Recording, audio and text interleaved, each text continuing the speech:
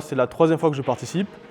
J'ai eu du coup le premier prix en 2022, le prix de la réalisation graphique en 2023 et du coup le prix CGI en 2024. J'ai beaucoup d'expérience du coup dans le développement, notamment le développement web. De mon temps libre, je fais déjà du développement de jeux vidéo et dans mon travail, je fais du développement web, donc c'est un petit peu l'alliance des deux qui fait que Babylon.js, du coup ça m'a beaucoup plu. Pour réussir dans le concours, il faudra vraiment s'y prendre vraiment à l'avance parce qu'il y a une grande partie de modélisation.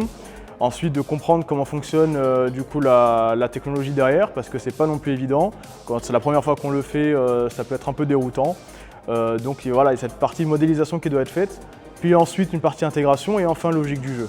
Si je reparticipe chaque année au concours, c'est parce que d'année en année, le niveau augmente et puis il y a moyen de se mettre vraiment à l'épreuve, de décrocher de très bons lots.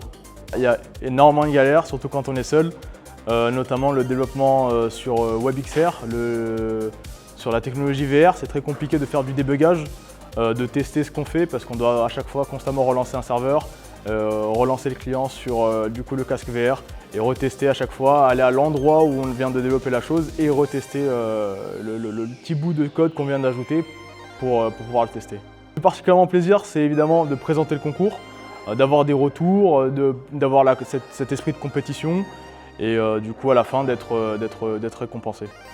Au-delà du jeu vidéo, il y a un intérêt professionnel parce qu'on va coder du coup en JavaScript ou en TypeScript. Et moi, ça m'a permis du coup dans mon cas personnel d'avoir cette appétence pour le web que je n'avais pas forcément avant.